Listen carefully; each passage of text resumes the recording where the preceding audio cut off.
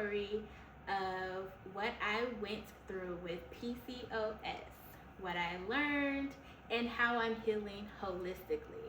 This story isn't just about symptoms, but it's how I regained my power.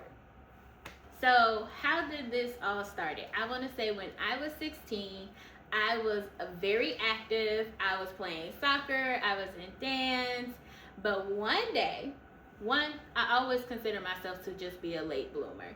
I didn't have my cycle really until I was 12. I know that's TMI, but I didn't have any signs or symptoms. Like I didn't have the cramping or the tenderness of the breast and stuff like that.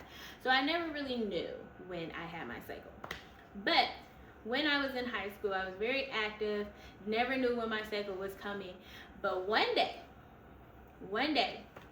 I just remember walking down the hallway and feeling this sharp pain like I was being stabbed to death. I know that is traumatic, but listen, that's how it felt at the moment. And I kept feeling that, and I noticed, like, you know what? I need to just talk to someone about it. So I talked to my mom. We decided to book an appointment to an OBGYN.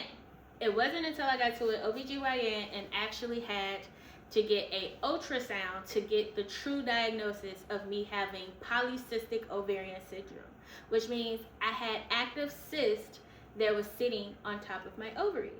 Now, what the pain I was feeling at the time was ovulation.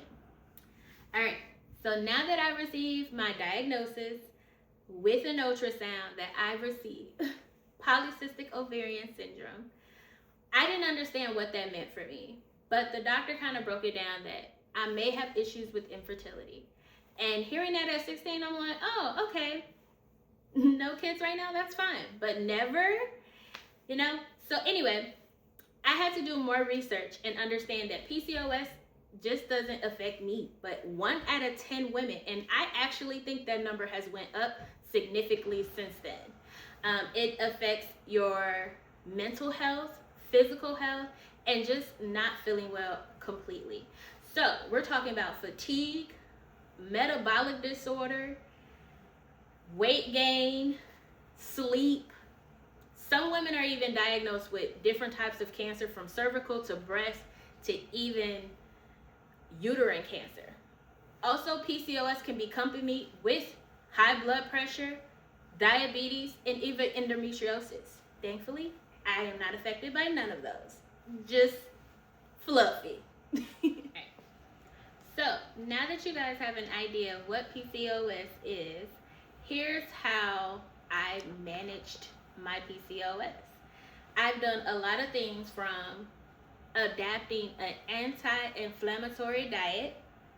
I'll put a little picture of me meal prepping here, along with getting additional tests done because I wanted to know, was my cortisol levels are high, because cortisol definitely plays a part with PCOS. Putting the body at flight and fight definitely plays a part on some metabolic issues as well.